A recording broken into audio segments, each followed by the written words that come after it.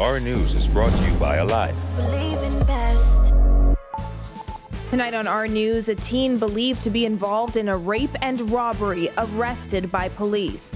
Promotions approved for 300 Ministry of Works employees, plus the health minister's vaccination goal for September.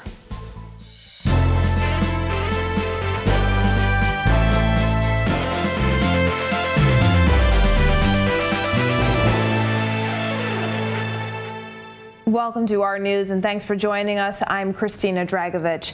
Topping news tonight, police are trying to track down the remaining suspects who robbed and raped a woman on Mackey Street early Wednesday morning. As Jared Higgs reports, police believe those suspects may have been in a video showing 3 people who were tied up and interrogated by civilians. Shortly after a video went viral, police revealed that a woman was robbed of cash and personal items, then sexually assaulted. Assistant Commissioner of Police Solomon Cash says the incident took place around 5 a.m. on Wednesday morning on Mackey Street North. Officers they saw the victim, who alleged that shortly after 5 a.m. She was en route to work at Porter's Dock when she was accosted by 3 individuals. They robbed her, they drew a firearm on her, robbed her with a cell phone and a small amount of cash. The males then dragged her in the back of an abandoned building where they each took turns in having sexual intercourse with her. Cash says sometime later, police were made aware of a video on social media showing 3 people being tied up and interrogated by other individuals. In the video, one of the individuals points the blame for the incident at the person tied up behind him. The trio appear bloody and bruised, and Cash says they're suspected of being involved in the armed robbery and rape. One of those individuals showed up at the Princess Margaret Hospital suffering from serious injuries. Additionally, it led us to 2 additional persons who are now in police custody at the Central Detective Unit. And further, we're trying to unravel and identify the other 2 individuals who were depicted in the video. Cash says the victim is in her 30s. The 17-year-old who showed up at the hospital has a fractured wrist and other injuries to his face. Cash suggested that the 2 other men in custody aren't the 2 men shown in the video. Those 2 persons has not at this hour showed up to the police as yet, nor have we arrested them. Again, we are appealing to members of the public who were engaged in this matter or who may have any information as to the whereabouts of those persons to contact the police and give that information to us. Reporting for Our News, I'm Jared Higgs. Well, despite a downward trend in COVID-19 cases, Minister of Health Renward Wells says the country remains at risk due to vaccine hesitancy. He predicts 30% of residents will be vaccinated by fall. Jasmine Brown reports. The health minister admitting in Parliament that vaccine hesitancy is becoming more of a problem, particularly among younger people who are now bearing the greatest COVID-19 disease burden. This age grouping is the same age grouping accounting for the largest COVID-19 disease burden, those 49 years and under. Specifically, of the total dose administered in the Bahamas, 8.9% were administered to those 20 to 29 years of age, 12.8% to those 30 to 39 years of age, and 17% to those 40 to 49 years of age. Wells laid out the vaccination statistics as he contributed to the budget debate in the House of Assembly. He said the country's path to normalcy rests heavily on these age groups. To date, 18% of the population has received the first dose of the COVID-19 vaccine and 7% received both doses. We can get to 30% in the first instance before September, Mr. Speaker. The nation needs your cooperation, not competition or confrontation. As it relates to COVID-19 infections and hospitalizations, Wells noted that the Bahamas is trending in the right direction. There are 728 active cases of COVID-19 in country today. 104 cases were recorded during our nation's first wave. During the second wave, which spanned from July 2020 to January of 2021, an 8-month period, some 8,604 new cases were recorded.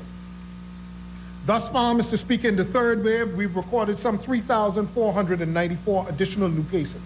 Additionally, he says for the fourth consecutive week, the national incident cases have been trending down. Wells added that the Bahamas positivity rate now stands at 9%, down from a high of 16% during the height of the third wave. Now, at the end of his communication, the health minister insisted every single Bahamian should get vaccinated if they truly want to see the pandemic over in the Bahamas. Reporting for our news, I'm Jasmine Brown. And Public Works Minister Desmond Bannister says government will obey a recent ruling by Supreme Court Justice Cheryl Grant Thompson ordering government to cease and desist further demolitions of Abaco shantytowns. Last week, Bannister called the ruling silly, dangerous, and a flawed decision that is wrong in law. It prompted Chief Justice Brian Moree to say that criticism of the court should be measured and done in a way so as not to denigrate a judge or the process. The court has now issued an injunction prohibiting the demolition of any more structures, and this government will obey that order. I want it clear, we will obey that order. The BCO has sought to uphold the law with respect to all construction in the country, and we await the court's guidance on the shantytown issue. In the interim, I do ask everyone, Mr. Speaker, Bannister says his recent comments regarding the demolitions were about the ruling itself and not the judge. He also hinted at the possibility of an early election after Pine Ridge MP Frederick McAlpine indicated a certain court matter gets started in November. Speaker, it's interesting that a member from Pine Ridge knows that that trial was set for November. But Pine Ridge, you've been following, that's interesting. You're going to have a lot of time. You have a lot of time to be able to watch the trial. You have a lot of time. You don't have to come here at all. Meanwhile, a promotion is on the way for more than 300 Ministry of Works employees, according to Bannister. He told parliamentarians today the approval letters should be going out soon. 190, you said you did 4 during lunch? Okay, so 194 orders have been completed, 37 were pending, and there are additional Public Service Commission submissions. The total is 306 happy employees when the Ministry of Public Service released the approval letters next month. Thank you, Minister. Bannister says some employees have waited over 2 decades for a promotion. They are indeed deserving. Whenever anything happens anywhere in this country, the Ministry of Public Works is called on, and we seek to answer promptly. Our employees know that the comfort of the Bahamian populace depends on their reliability and efficiency, and it's time that promotions reflect their dedication. Health Minister Renward Wells announcing plans to build multi-million-dollar facilities at Princess Margaret Hospital and the Rand Memorial Hospital on Grand Bahama. He told Parliament that upgrades to the healthcare facilities will be funded through a nearly $100 million loan facility. On the 16th of March of this year, 2021, the Cabinet of the Bahamas authorized the PHA to access loan funding of some $89,036,855.95 from the World Bank, MEGA, to fund the capital works in PHA. Wells says the construction of a 6-story tower at PMH will begin in the upcoming fiscal year. A 96,288 square foot multi-story medical, surgical, and maternal and child health tower will be built near the critical care block. The new tower will also house obstetrics, a children's ward, surgical ward, and private hospital boarding rooms. Wells says it will be climate resilient, smart, and green energy efficient at an estimated capital cost of $55 million. As for Grand Bahama, construction will commence on a new 4-level hospital on the Rand Memorial Hospital site. Going forward, based on preliminary assessments, it is anticipated that the estimated cost to completely rebuild the Rand Memorial Hospital will be around some $35 million, including the cost of furniture, fixtures, architecturally significant equipment, and again, other IT-related costs. Well, we saw the sun peeking through that cloud cover today. Greg Thompson has the latest. Hey, Christine, and good evening, Bahamas. In our first look at weather, we take a look at current conditions outside our studios, where it's 79 degrees under cloudy skies. Your winds are out of the southeast at 5 knots, and it feels like temperature near the 80-degree mark. In our satellite view, that moisture train continues to stream out of the tropics across the Bahamas. That will keep our weather unsettled across portions of the island chain tonight through tomorrow, with a drier, more stable air mass moving across the southern isles into the weekend. That's your first look at weather. Stick around, your extended forecast and look at the tropics is still to come. Still to come on our news, millions spent monthly on NHI payments, plus why one MP says irritating women are needed in the executive. The details after this. Every new season of On the Record, we push the limits. Venture into unknown territory. We take our cameras into places unseen before. We share the stories and experiences that affect us all. And now it's time for Season 5. On the Record, Thursdays at 8 p.m. on RTV Cable Channel 212 and streaming live on Facebook on the R News Bahamas page.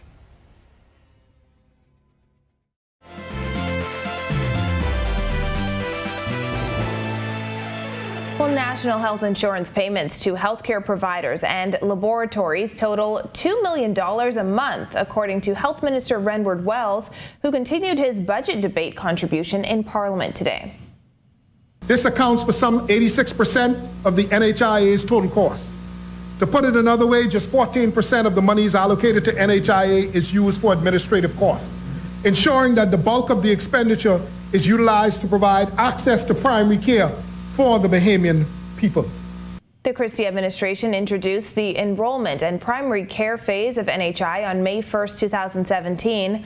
Wells says during the last fiscal year, the NHIA experienced a 40% rise in enrollment from 73,000 beneficiaries in 2019 to over 105,000. Well, Fox Hill MP Shawnell Ferguson claiming yesterday that God made women to irritate men into doing the right thing and called on leaders of both major political parties to do something different for women in the Bahamas. She made the comments during the budget debate in the House of Assembly. I'm not going to agree with you.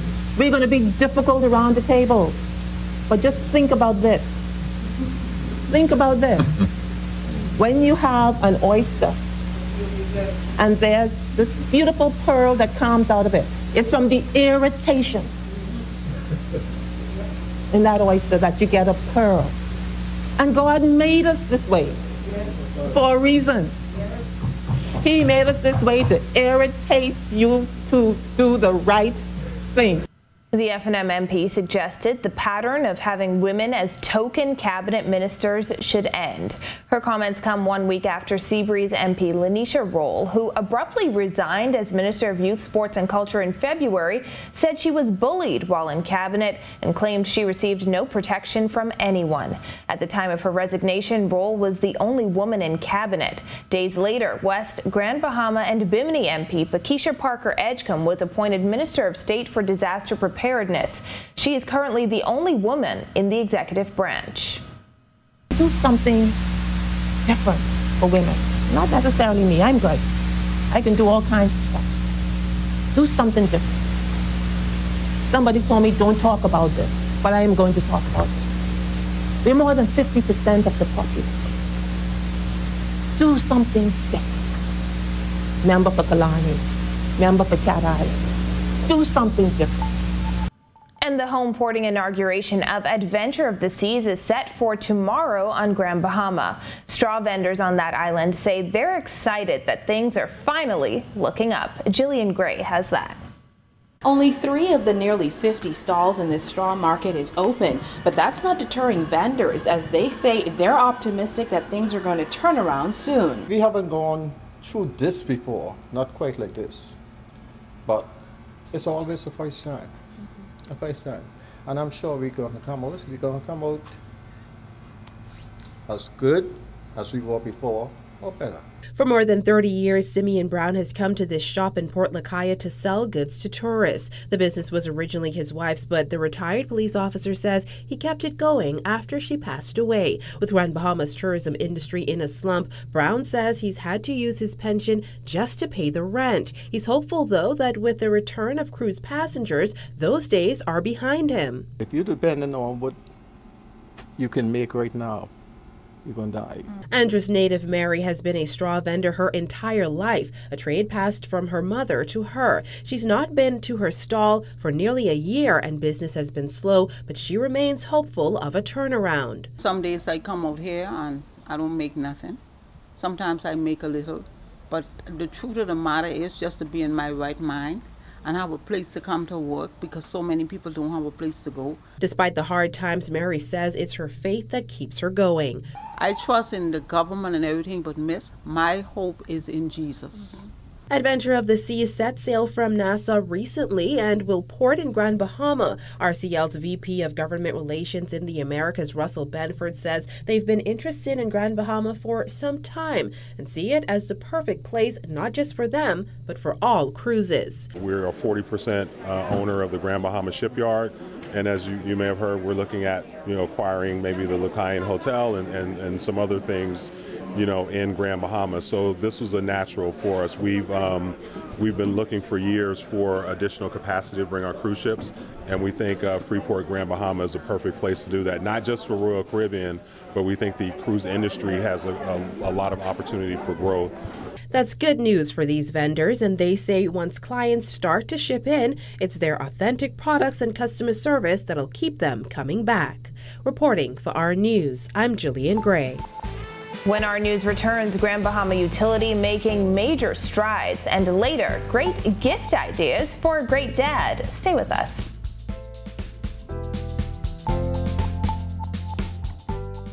Every new season of On the Record, we push the limits. Venture into unknown territory. We take our cameras into places unseen before. We share the stories and experiences that affect us all. And now it's time for Season 5. On the Record, Thursdays at 8 p.m. on RTV Cable Channel 212 and streaming live on Facebook on the R News Bahamas page.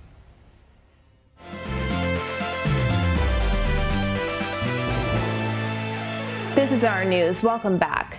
Development of the Grand Bahama Utility Company's $5 million reverse osmosis facility has entered the next phase with the arrival of the initial RO units and backup generation, as well as the completion of the RO columns and generator pads. Since construction began in January, the GBUC team and Bahamas Hot Mix have been working on the project, which will deliver reliable, cost-effective, and clean water. Construction is on schedule for completion in late August. Once commissioned, it will enable the remaining 30% of the island to become potable. With the completion of the RO system, Director of Operations Filcher Grant says more of GBUC's equipment will be updated with advanced technology, including digitized well monitoring, reserve power supply, pipe, valve, and meter replacement programs, and a leak protection program. Well, a local company that offers emergency services primarily for Family Island residents is tonight looking for answers from the government regarding high duty rates on ambulances. Kaya Joaquin reports. It's a tough job that requires prompt decision-making. Emergency transportation. Bahamas Evac Services has been in the business of getting critically ill patients from the Family Islands to hospitals on New Providence via air and sea for years. But they've hit a roadblock with bringing in a key component, ambulances. These equipment or these vehicles that we have to bring in, it's a high percentage on the duty. It's 65% just for the smaller unit and 85% that we had to pay on the larger unit to bring in country. Whereas other companies can bring in, washing machines duty free. They say the playing field isn't as level as it should be, especially for things like emergency services. Gibson said the reality of having to wait hours for an ambulance because there is none available shouldn't have to occur in the Bahamas when there are companies looking to bring in more. Of course, there are definitely a heavy fee in terms of just shipping those units here in country. And what we really want to do is just help our Bahamian people. but we can't do it on our own. The company came in very handy throughout the pandemic, transporting seriously ill patients from Family Islands to New Providence, especially those over 250 pounds and those COVID positive. Our CEO, when every other air ambulance company says no, he says, you know what, let's go ahead and give it a try.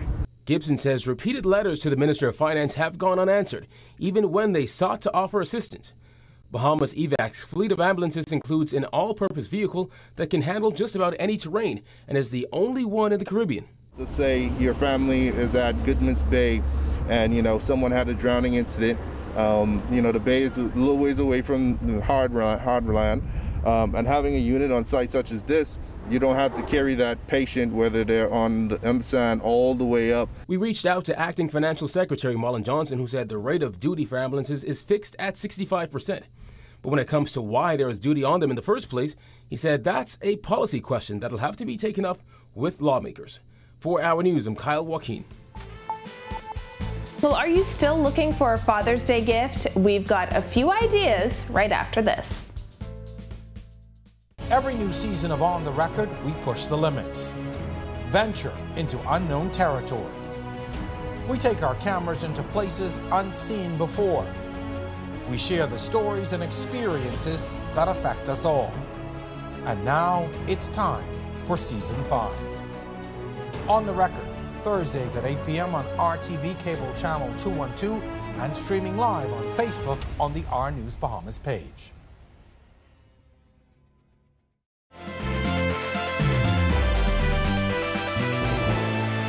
Welcome back to our news. Our clear skies ahead. Greg has the details in the Weather Center. Thanks again, Christina, and welcome back for our second look at weather. In our satellite view, the wet weather pattern across the area will continue, but transition to a dry phase as the upper level disturbance north of the area lifts away, allowing the Atlantic ridge of high pressure to expand across the Bahamas. At the same time, a layer of Saharan dust is expected to move across our area into the weekend. Meanwhile, we are still watching that broad area of disturbed weather in the Gulf of Mexico that will continue to drift northwards well west of us and not pose any problems here. That will likely be our next named system for the season, and that will be Claudette. In your boating forecast for the northwest Bahamas, tonight through tomorrow, your winds will be east to southeast at 10 to 15 knots, seas running 2 to 4 feet over the ocean. While in the central and southeastern islands, a caution flag will be in place with an east to southeasterly flow at 15 to 20 knots, seas running 4 to 6 feet over the ocean. Here's a look now at your national forecast.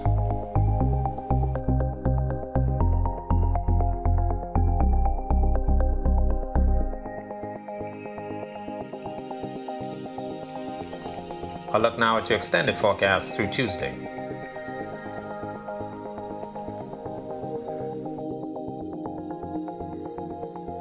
That's a look at our weather.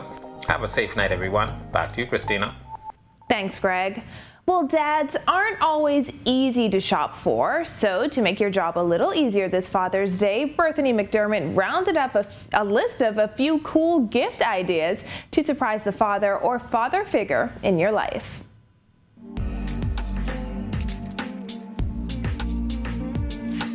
If you're looking for a gift guide just as unique as your dad this Father's Day, I've got a few ideas and I've enlisted the help of Templates Very Different, which created an online catalog just for Dad's big day. We're celebrating dads all over the Bahamas simply because every day it's a challenge for fathers to try to make ends meet, to make things happen. And as roles as children and parents, it's our job to really take care and look after our fathers and treat them well. If your dad likes rooting for his favorite team in the NBA playoffs with a cold beer, Kim Wallace says she's got it covered. Now we know some guys are going to want to sit back and relax and enjoy a basketball game, a football game, or whatever have you. So we have this package called Cold One. And guess what? It's also available online. It features our local beer, Kalik, some cookies, a pen, and a keychain for dad, a tool set and a hat and a keychain there for dad. Snack Dad, which has a lot of snacks. We have this one called Champion Dad, which features the Bath & Body Works Champion. Each basket comes with a personalized card. You can also add your personal touch. We have a lot of items here for dad. And we have like manicure sets, we have candy sets, we have the keychains, we have fudge, and we can't forget cigar cutters and our very favorite things. We love these basketball squeezy keychains. We have wallets, whether you want leather or if you want them in regular. But gifts aren't the only thing being offered at Template. They're also allowing customers to share the love online with social media greetings. Reporting for Our News, I'm Berthany McDermott. Thanks, Berthany, and thank you for joining us for our news tonight. On behalf of the entire team, I'm Christina Dragovich. We'll see you right back here tomorrow night. Have a beautiful evening, Bahamas.